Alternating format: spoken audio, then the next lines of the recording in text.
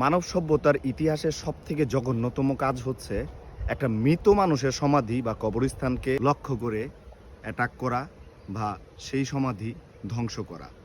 আমরা বিভিন্ন সময় নিউজ দেখতে পাই, একটা লাশঘর থেকে একটা ছেলে প্রতিনিয়ত লাশের সাথে অবৈধ কাজ করতেছে।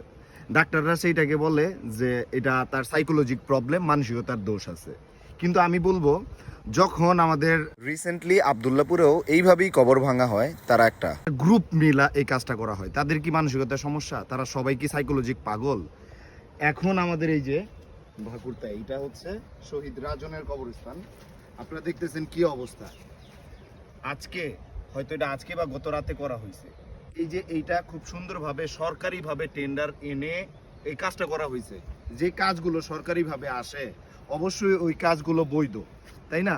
যে কাজটা সরকারিভাবে আইসা কইরা দিয়ে গেছে, এই কবরটা ভাঙার কোন উদ্দেশ্য বা এটা ভাঙিয়া তারা কি হাসিল করতে পারলো? এখন প্রশ্ন হচ্ছে তাদের কাছে যারা এই কবরটা ভাঙছে, ভাই এটা ভাঙিয়ে আপনারা কি জান্নাতে চলে যাবেন চেলচেলায়া?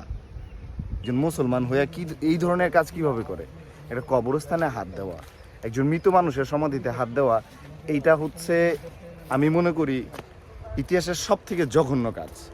একটা কবরকে, তুমিও তো একদিন মারা যাবা, তাই না?